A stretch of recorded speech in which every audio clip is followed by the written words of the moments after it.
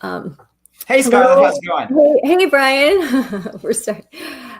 So we are discussing GSAFE and GSA clubs. And if you don't know, GSA clubs are Gender Sexuality Alliance clubs or rainbow clubs. And they've typically been in high schools. And a lot of folks don't even really appreciate that. But now there is a push, and there has been for the last 3 years, to install these types of clubs, and I call them transgender indoctrination clubs, into elementary schools. That's four-year-old kids to 10, 11-year-olds. Right. These are already ubiquitous in high schools, but they're trying to get them in. And like so far in Milwaukee, we have at least 6, but there's a big push to get these things in elementary all over the place. Yes, they're all in Madison. So in areas that you would think, I don't think there has been as many in Milwaukee until recently in Milwaukee elementary schools, and especially considering the fact that the recent NAEP scores show Milwaukee students aren't able to read at grade level, the vast majority. Right. I believe for Black students in Milwaukee, only 5% are reading at grade level. And instead of tackling that huge issue, they are trying to install these rainbow clubs, these transgender indoctrination clubs into these elementary schools. And during school, so this is an after school. Often these take places at lunch, or they carve out time in the day for them. Yes, I have personally sat through trainings where they discuss several of them. And GSAFE is the organization, that the nonprofit organization that facilitates these GSA clubs. And you might want to explain. In Wisconsin, right? It was formerly GLSEN, and then sometime in 2016 or so, they changed it to GSAFE, right? And now that's the same time too that they changed this from Gay Straight Alliance to Gender Sexuality Alliance. That's a good point, because when people hear GSA, I think you might think, if you're a millennial, oh, that means Gay Straight Alliance, and I want to be tolerant of gay adults. Which people might have remembered these things in their colleges. We had one at Notre Dame that was called GLAND, Gay and Lesbians at Notre Dame. It was not anything like this. And the majority of people are okay with same-sex marriage, and they don't care what adults do. And they want to be supportive. Everyone has a gay family member that I know of. I know I do. And you want to be supportive of them. You don't want to be considered a bigot. But what you have to understand is these GSA clubs are not about being supportive or inclusive of gay children or gay families in a very innocent, benign way. These are about sexualizing kids and exposing them to very radical ideas and activist ideas, revolutionary ideas, and turning them into political activists. That's the number one. Yep. So this is and they even say you could be a social GSA or you can be an activist GSA. Yeah. They specifically want activism. And we wouldn't let priests go into an elementary school and start to, during the lunch hour, and start to say, hey, if you missed mass on Sunday, we're going to have a priest come in, and, we don't have to tell your parents. You can just go into the lunchroom and talk to a priest. That would be an immediate red flag. Public schools would never allow that. By allowing these rainbow clubs, they are essentially doing the same thing, because this is a cult. It's a quasi-religious ideology. Absolutely. And so we're going to play a clip that you found, right? So this is the GSA, who we are and what we do. And there's 2 points on it. We could start at the first one if you want to go in order, is 1 minute, 48 seconds. Okay. We're going to talk about, this actually doesn't have much to do with GSA because everything is like racial, but in this case, this is going to be incarcerated people. So 148. We need to talk about captured people. All right, let's. In those environments. The New Narrative Project was created in partnership with GSA Proud Theater, the Madison Public School District, and the Dane County Jail. And it's a project designed to cultivate self-determination and the imaginations of students who are incarcerated while giving them clear avenues and access to academic success and civic engagement upon their release. In addition to the work we do directly with students, we've also created an aspect of the New Narrative Project that allows for us to expose the general community to what life is like for an incarcerated young person in Dane County. We've created a series of photos called Capture, which allows for people to be exposed to the images of what youth's lives look like while they're incarcerated or while they're in the Dane County Jail. Here at GSAFE, So pause that for a second. Sure. Different groups. Then this is the second part. So one, this is incarcerated. I don't know about whether this is good. Yeah, it's at 238.7. That's confusing to show to me. pictures of prison to kids. Like, yeah, why is this a good idea, right? Like, maybe, has one kid even been in prison? I mean, unlikely. The only reason to do this is to spook them. There's only certain areas. So this, you might think, okay, well, there's some areas of Milwaukee where there, but I'm very confused by that. As a parent, I would want to know what exactly. Let's rewind. I would like to know what you're exposing my kids to. I would rather them not have nightmares about going to jail, going to prison. I have a lot of questions there that would need to be answered. But and the way they call them incarcerated people suggests that I might get put in prison unfairly. Incarcerated people. I didn't catch that, but yes, of course we have to. You can't be a prisoner anymore. You're an incarcerated person. Or no, actually, but persons experiencing incarceration is probably what the official narrative. Oh, I forgot, because I'm not a mother anymore. I'm an inseminated person, according to. That's right. Yes. So yeah. So now the next part. Yeah. The next part is specifically GSA. They're going to be talking about their trans advisory group. This one's a little bit harder to hear because the music overlay is bad. So take a look at the the captions. They're mostly good, but you'll be able to hear it then. Okay, let's hear it. Here at GSAFE, our transgender program is split into two different groups. One is a mentorship program which fosters intergenerational relationships between trans adults and trans youth. The other is a trans leadership academy that will focus on teaching trans youth about their identities and also help them to create a peer support network. Okay. So intergeneration. We're in a fostering mentoring program with intergenerational relationships and call that mentoring. No, I don't want my children to have an intergenerational relationship with an adult based on their identity. And I think to say that we are going to introduce a trans-identified child to a trans-identified adult, and I know for a fact that they are perfectly willing to do this without the consent and knowledge of parents. If that parent is perceived to not be down with trans, they are not a safe, trusted adult anymore, and they can be excluded.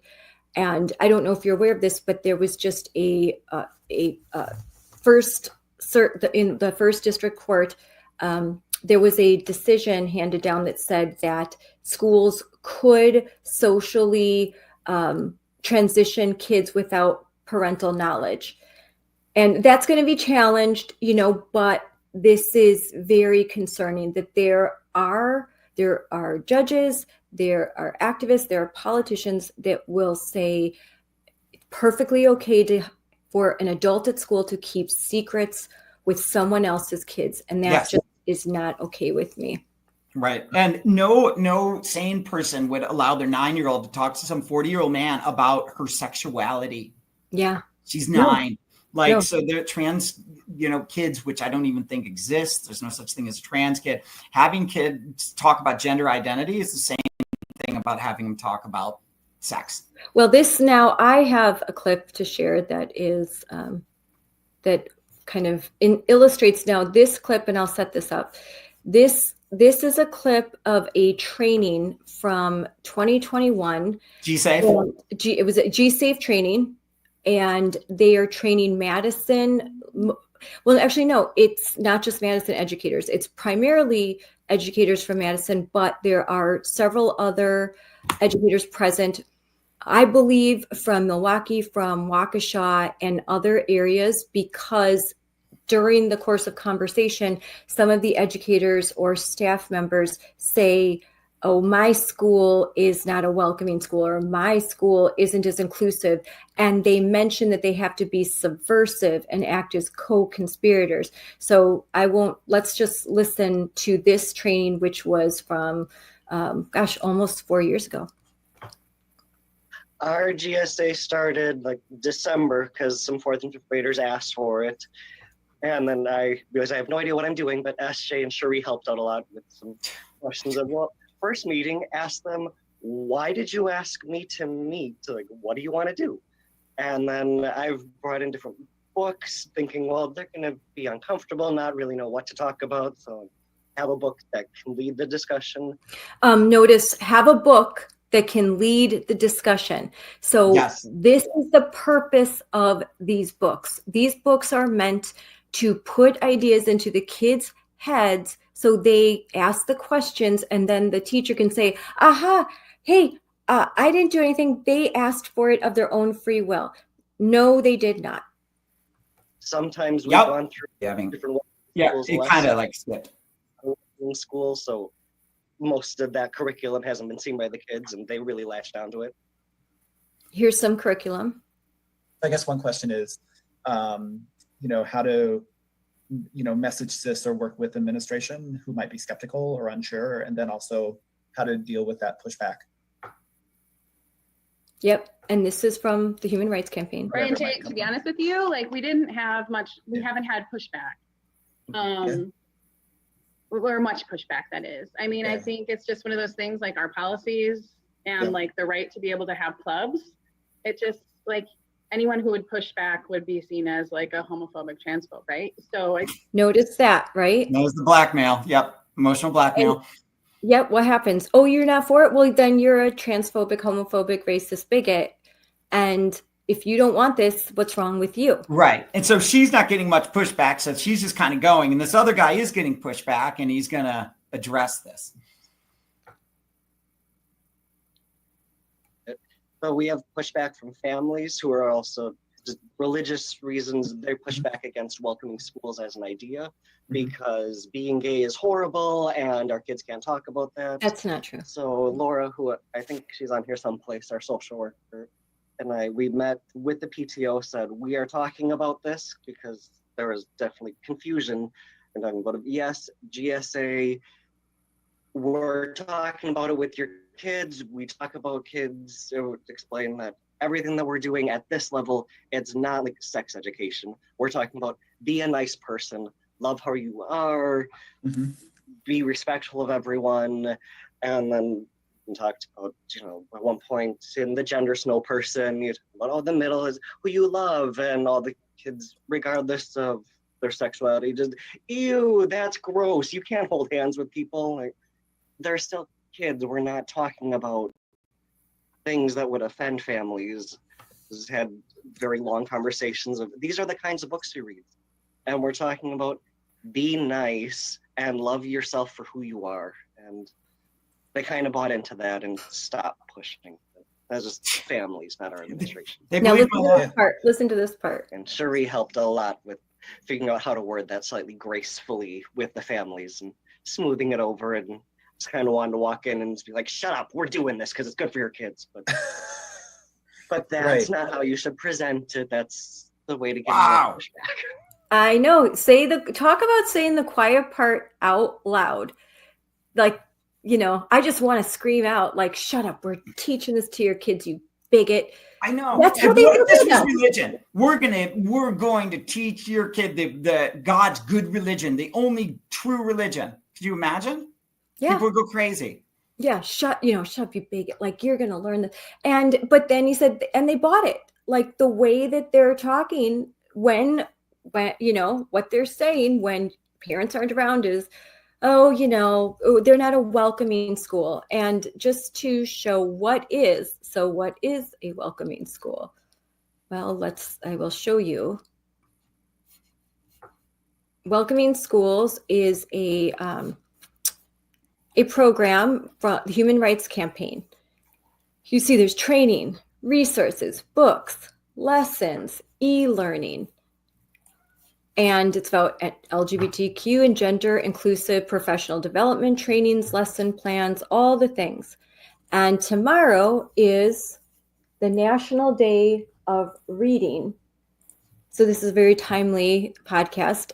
And look, it's a celebration of trans stories. So this isn't about being tolerant of gay families or gay kids, gay adults. This is a celebration of transgender identities. Yep. That's the golden goose. It is. Now, it's a celebration of the people that started the Stonewall, quote unquote, revolution, Pride, the story of Harvey Milk and the rainbow flag. Yeah.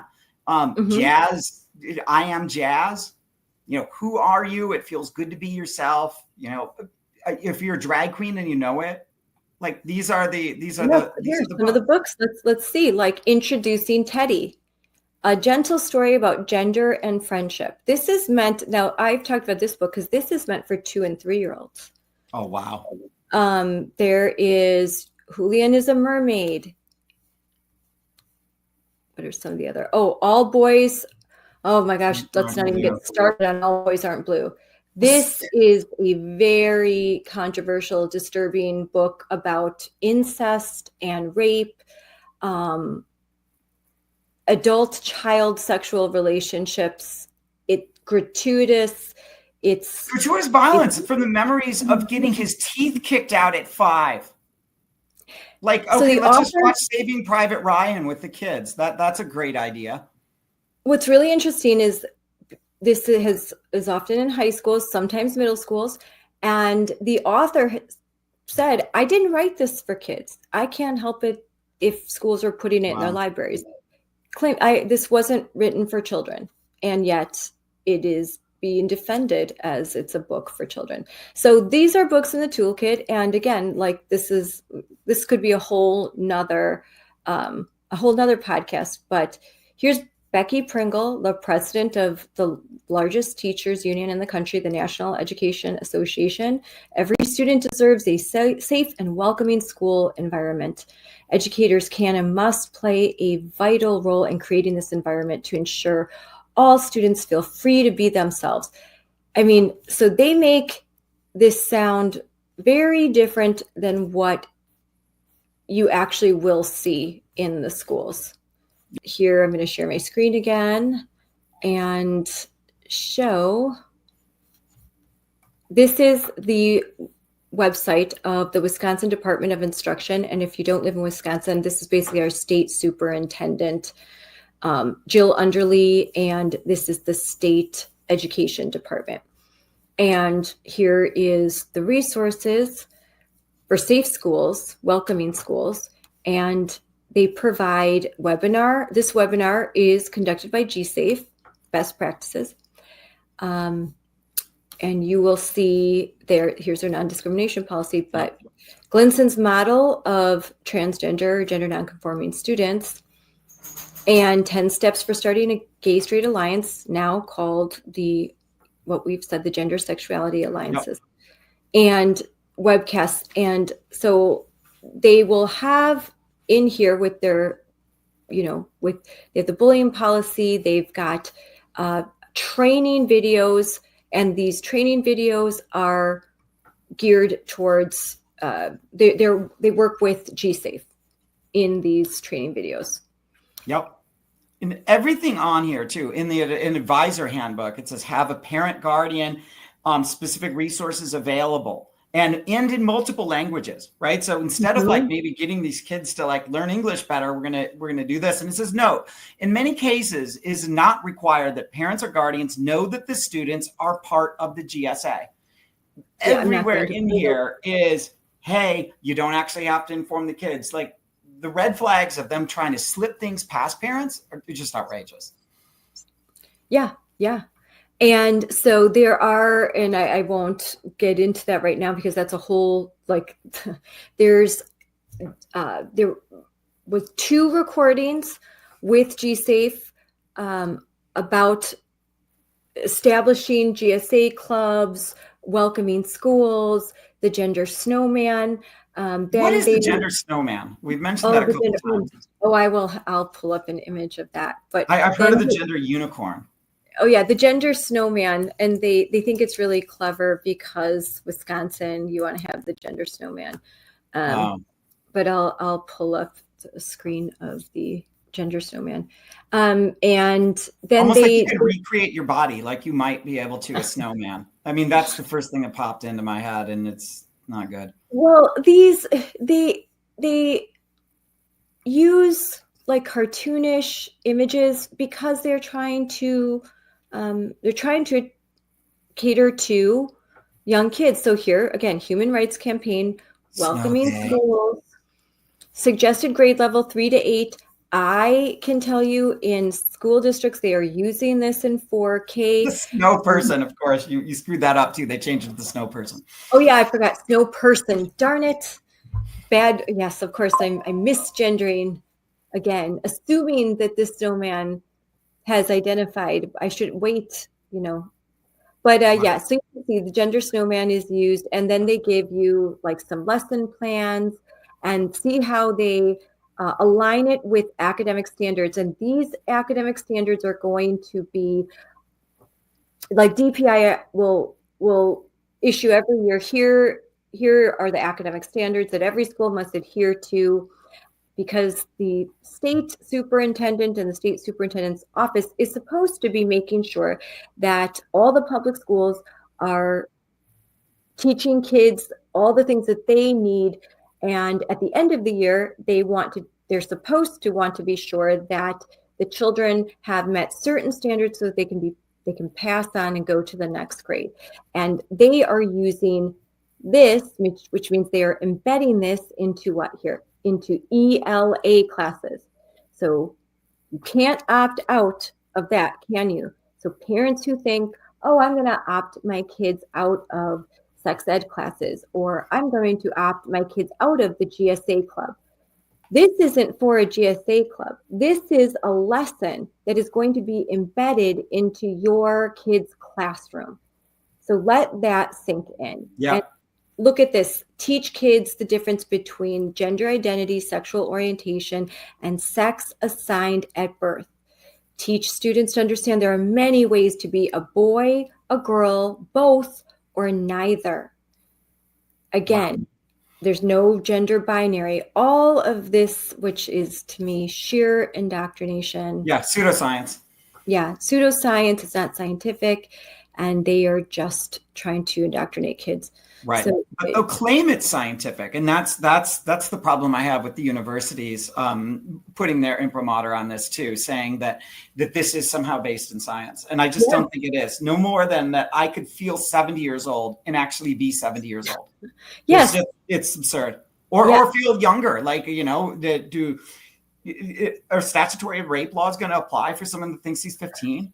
Well, can you identify as a different ethnic identity? Yeah. Can you identify if you're white, can you say I identify as Hispanic or identify as Black? Can you identify as a different age? And in Canada, that is a question that was put to the test when a 50-year-old man identified as a 15-year-old girl and joined a 15-year-old girl swim team, was allowed to compete, was allowed to practice, and allowed to go into the changing rooms with other 15-year-old girls.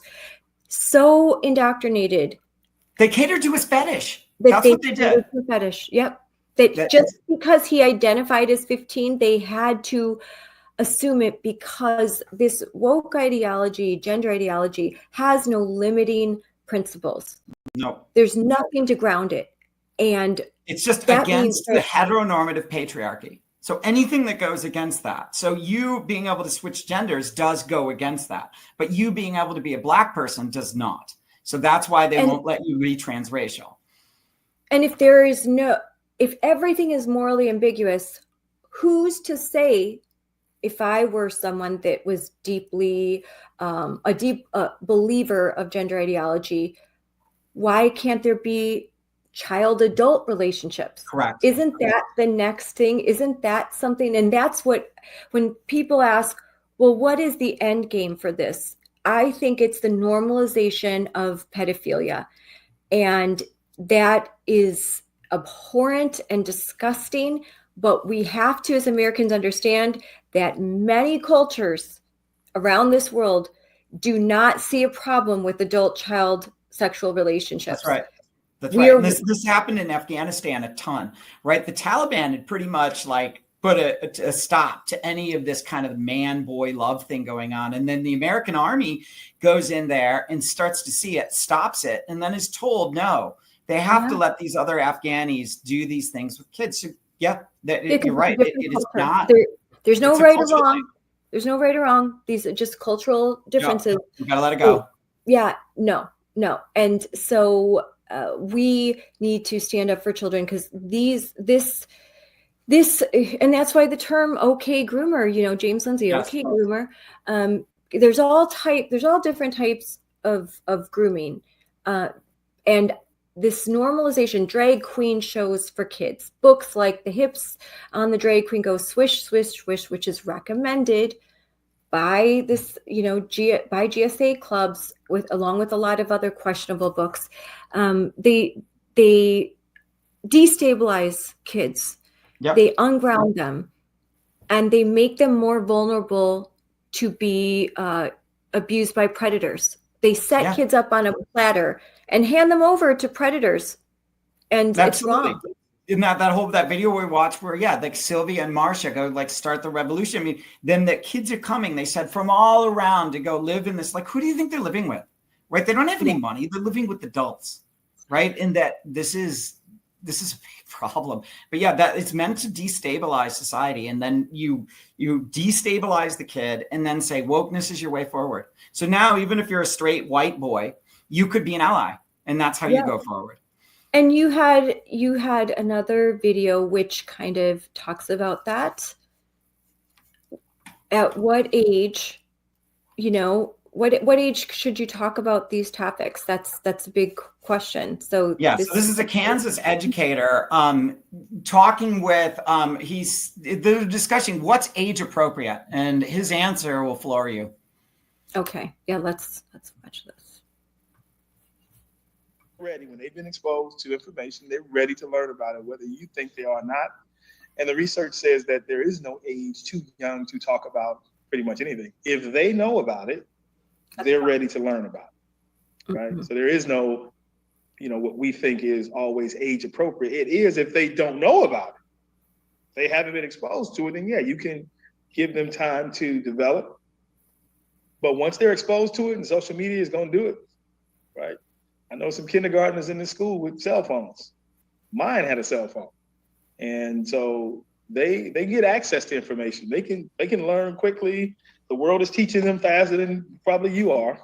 And so the extent to which we can have conversations with parents around how do we want to approach talking about LGBTQ+, because how about not at all? As early as kindergarten, who are identifying as non-gender conforming, non-binary, that are transgender.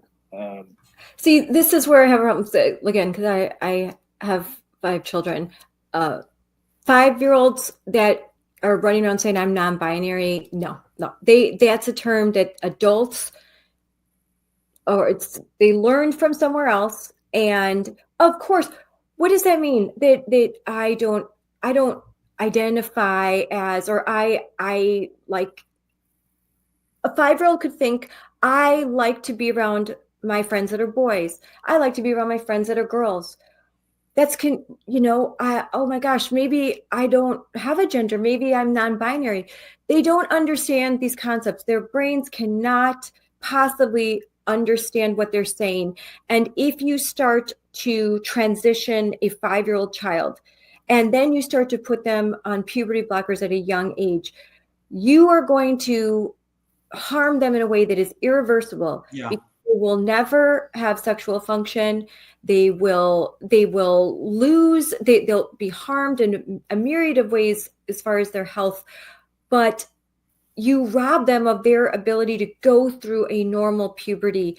And you've basically now decided for these kids. You have put them on a path where there are no more decisions for them because of the effects of starting on puberty blockers and cross-sex hormones at a young age.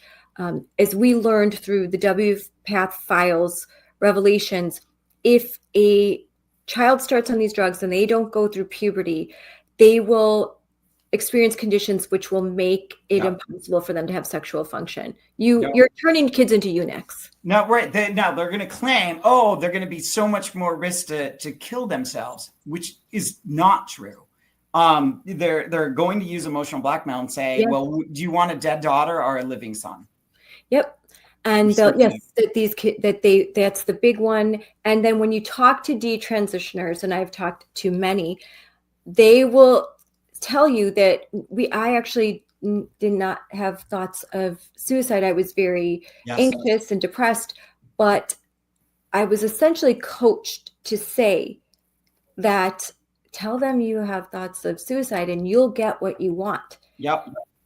I mean, that's like teaching the kids, right, how to blackmail the parents. And Chloe Cole said that for sure. Yes, Chloe Cole said that. Prisha said that. Luca, I think too. Yep.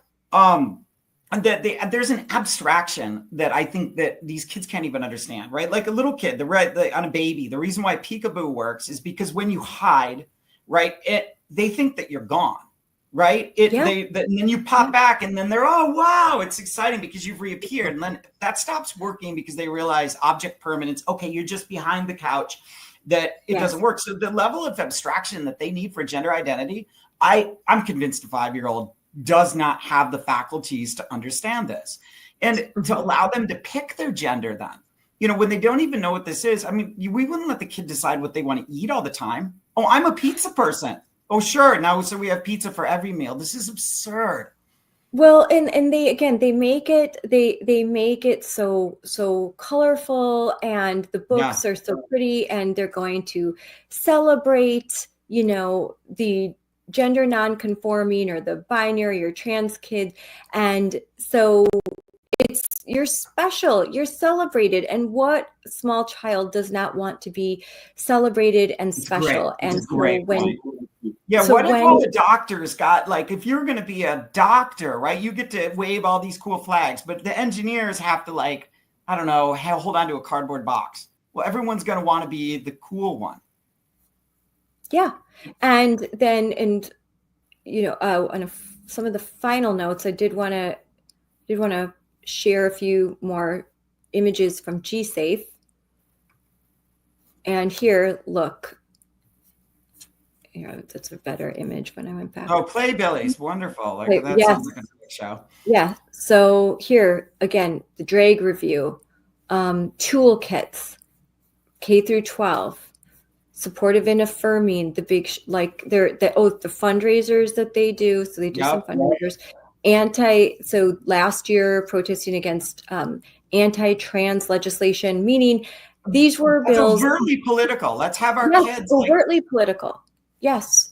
And these were simply bills that would ban the puberty blockers, cross-sex hormones, and surgeries like a double mastectomy on kids under the age of 18. That's the anti-trans legislation. That's just wrong.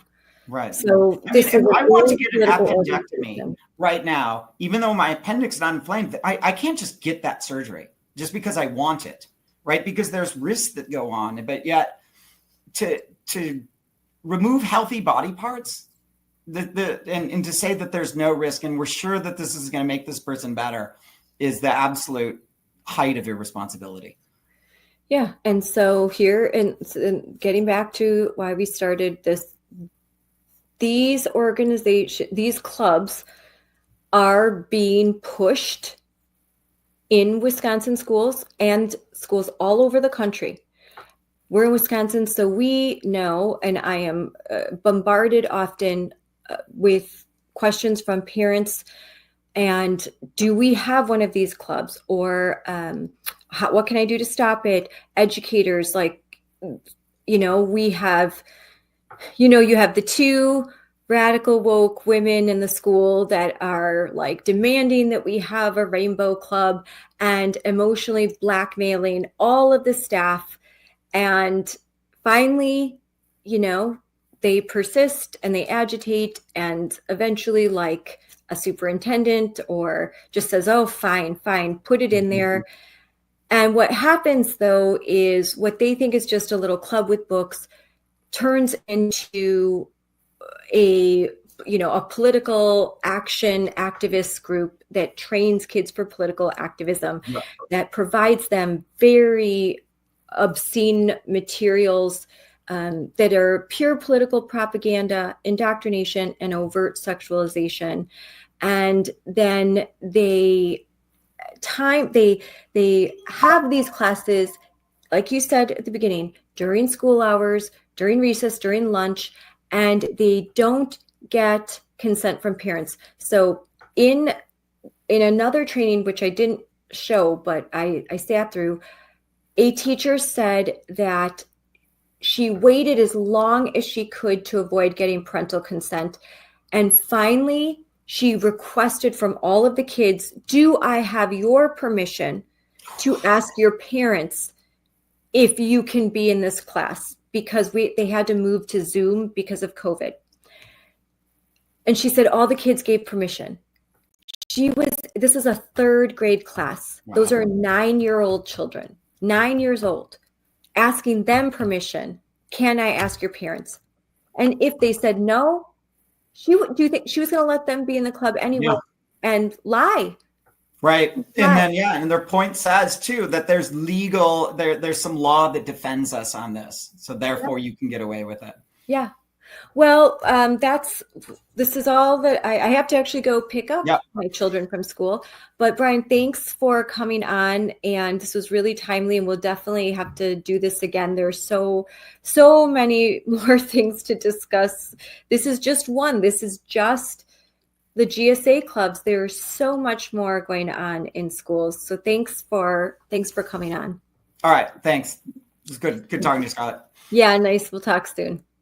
If I'm going to post some links to everything that we've showed today, and I'll post it on X, I'll post it on Facebook, YouTube, all of the things. So thanks, everyone. And what should I say? Tomorrow's going to be a very special day. So I would, if you're a parent, just keep your eyes out. So February 28th, it's going to be National Day of Reading, but it's not what you think it is. It's National Day of Trans Reading. So make sure that you tell your kids, hey, if they're going to talk about something that makes you uncomfortable or something that doesn't align with our family values, it's okay for you to say, my mom said, my dad said, I can't be here. Do that so that your kid doesn't end up coming home saying, hey, mom, did you know that your son, hey, mom, did you know that boys can wear princess dresses and decide to be girls? Yep. That happened, actual story. That happened to someone in Oak Creek, Wisconsin. So, All right. Bye, everyone.